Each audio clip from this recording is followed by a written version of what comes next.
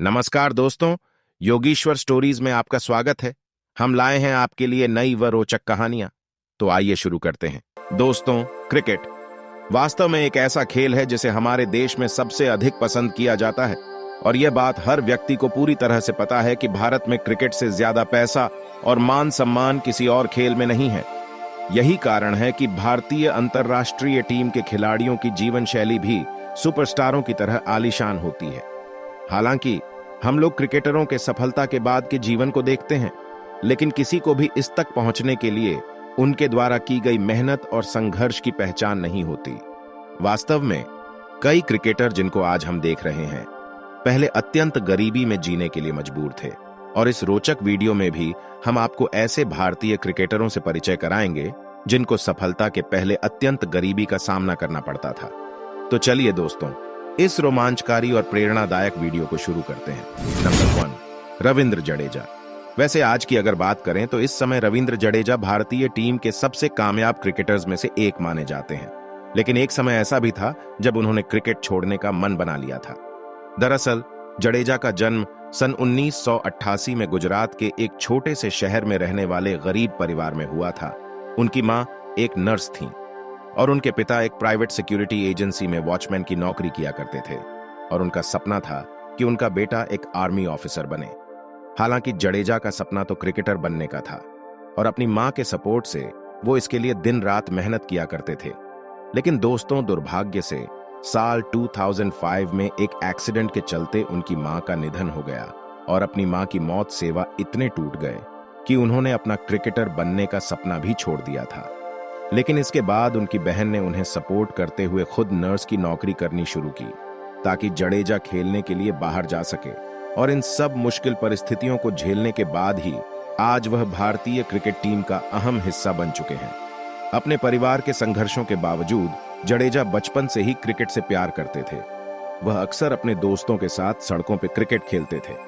जब उनकी उम्र 10 वर्ष की थी तो उन्हें सौराष्ट्र अंडर 14 टीम के लिए चुना गया। जडेजा क्रिकेट के करियर में तेजी से उभरते रहे और अंततः उन्हें भारतीय अंडर 19 टीम में खेलने का मौका मिला। उन्होंने 2008 में भारत के लिए अपना अंतर्राष्ट्रीय डेब्यू किया और तब से वे भारतीय टीम के सबसे महत्वपूर्ण खिलाड़ी में से एक बन गए हैं। जडेजा का जीवन संघर्षों से खाली नहीं रहा है। उन्होंने मैदान पर और उसके बाहर कई चुनौतियों का सामना किया है। हालांकि वे हमेशा डिटर्मिनेशन एंड हार्ड वर्क के द्वारा इन चुनौतियों को पार करते आए हैं। जडेजा हम सभी के लिए प्रेरणा है। वे हमें दिखाते हैं कि अगर हम अपना माइंड सेट करें तो कुछ भी संभव है। वे दुनिया भर के युवा क्रिकेटरों के लिए एक आदर्श मार्गदर्शक हैं। नंबर 2, उमेश यादव। अब हम बात करते हैं भारतीय तेज गेंदबाज उमेश यादव के बारे में। अब जैसा कि आप सभी जानते ही होंगे कि कुछ समय पहले उमेश भारतीय क्रिकेट टीम की गेंदबाजी का मुख्य हिस्सा माने जाते थे। उमेश का जन्म सन 1987 में महाराष्ट्र के नागपुर शहर में हुआ था और उस समय उनका परिवार बेहद गरीब हुआ करता था और उमेश के पिता अपने परिवार का पालन पोषण करने के लिए कोयले की एक खान में खुदाई का काम करते थे। और एक समय तो ऐसा आया था कि खुद उमेश भी अपने परिवार की आर्थिक मदद करने के लिए कोई छोटी मोटी नौकरी चाहते थे और इसीलिए उन्होंने पुलिस कांस्टेबल की नौकरी हासिल करने का प्रयास किया था, लेकिन इसमें वह सफल नहीं हो पाए।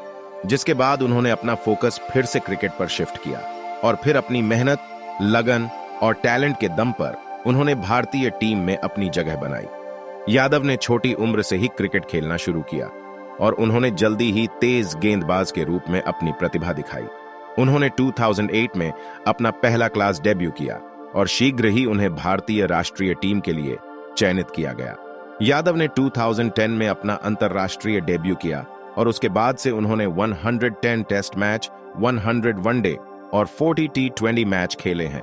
उन्होंने टेस्ट क्रिकेट में 362 विकेट, वनडे क्रिकेट में 199 विकेट और T20I क्रिकेट में 47 विकेट लिए हैं। हालांकि यादव का जीवन हमेशा आसान नहीं रहा है।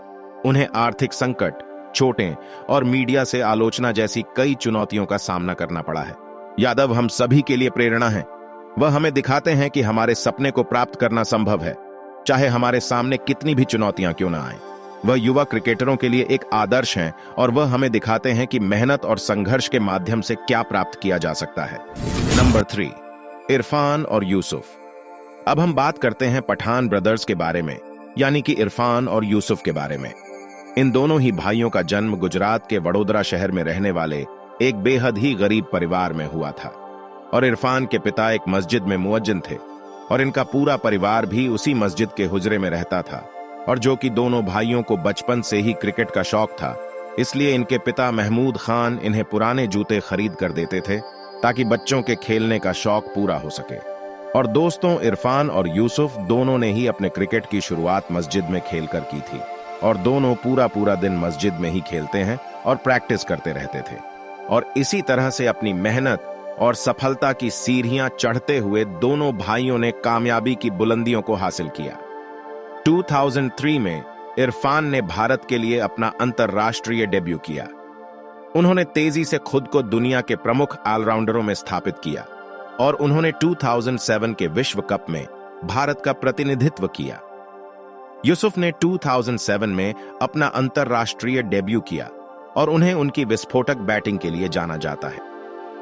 पठान भाइयों ने अपने करियर में महान चीजें हासिल की हैं। उन्होंने 2007 में विश्व T20 समेत कई ट्रॉफियां जीती हैं। यूसुफ साल 2011 की वर्ल्ड कप विनिंग भारतीय स्क्वाड का भी हिस्सा रहे थे। पठान भाइयों को हम सभी के लिए प्रेरणा का स्रोत माना जाता है। वे हमें दिखाते हैं कि अगर मन में जुनून रखें तो किसी भी चुनौती को हम पार कर सकते हैं। वे हमें भी याद दिलाते हैं कि हमें अपने सपनों को कभी नहीं छोड़ना चाहिए, चाहे वे कितने ही कठिन लग रहे हों। नंबर 4, मुनाफ पटेल। मुनाफ का जन्म सन 1983 में गुजरात के एक छोटे से गांव में गरीब घर में हुआ था और उस समय उनका परिवार इतना गरीब हुआ करता था कि उनके पास 2 वक्त का खाना खाने तक के पैसे नहीं होते थे। उनके पिता दूसरे लोगों के खेतों में जाकर काम किया करते थे, जबकि खुद मुनाफ ने भी बचपन से ही फैक्ट्री में मजदूरी का काम करना शुरू कर दिया था। और दोस्तों, गरीबी का आलम तो यह हुआ करता था कि उस समय मुनाफ के पास जूते खरीदने के भी पैसे नहीं हुआ करते थे। हालांकि इतनी मुश्किल परिस्थितियों में उन्होंने कभी भी हिम्मत नहीं हारी और अपनी मेहनत व लगन से भारतीय टीम में अपनी जगह बनाई। मुनाफ की क्रिकेट की प्रतिभा तेजी से पहचानी गई और वे जल्द ही अपनी राज्य टीम के लिए खेलने लगे। उन्होंने 2003 में अपना अंतर्राष्ट्रीय डेब्यू किया और वे जल्दी ही भारत के प्रमुख फास्ट बॉलर्स में से एक के रूप में स्थापित हो गए। वह 2011 की वर्ल्ड कप विनिंग भारतीय टीम का भी हिस्सा रहे थे। हालांकि मुनाफ का करियर चोटों के कारण भी दुखद रहा। उन्होंने अपने करियर में कई चोटें झेलीं और वे अक्सर मैच छोड़ने के लिए मजबूर हुए। चोटों के बावजूद मुनाफ कभी भारत के लिए क्रिकेट खेलने के सपने पर विचलित नहीं हुए। उन्होंने मेहनत करनी जारी रखी और अंततः 2010 में राष्ट्रीय टीम में लौट आए। वे 2013 तक भारत के लिए खेले और 2015 में अंतर्राष्ट्रीय क्रिकेट से संन्यास ले लिया। चोटों के अलावा मुनाफ ने अपने जीवन में अन्य संघर्षों का सामना भी किया। उन्हें अपने परिवार का सहारा देने के लिए कड़ी मेहनत करनी पड़ी। उन्हें अपनी जाति के कारण भी भेदभाव का सामना करना पड़ा। हालांकि मुनाफ ने कभी इन चुनौतियों को अपने चरित्र की परिभाषा नहीं बनने दिया। वे सकारात्मक रहे और अपने लक्ष्यों पर केंद्रित रहे। नंबर 5, भुवनेश्वर कुमार। भुवनेश्वर का जन्म सन 1990 में उत्तर प्रदेश के मेरठ शहर में रहने वाले एक गरीब परिवार में हुआ था और भुवनेश्वर बचपन से ही बेहद टैलेंटेड थे और यह बात उनकी बहन और उनके पिता अच्छी तरह से समझते थे। और एक बार तो उन्होंने इंटरव्यू में भी बताया था कि एक समय उनके पास खेलने के लिए प्रॉपर स्पोर्ट्स शूज खरीदने के भी पैसे नहीं हुआ करते थे।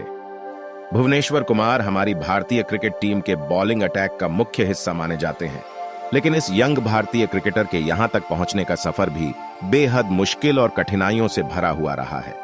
भुवनेश्वर अक्सर अपनी बड़ी बहन रेखा के साथ अभ्यास करते थे। रेखा भी एक प्रतिभाशाली क्रिकेटर थीं और उन्होंने भुवी के विकास में महत्वपूर्ण भूमिका निभाई। 2012 में भुवी को अंतर्राष्ट्रीय स्तर पर भारत का प्रतिनिधित्व करने का मौका आया।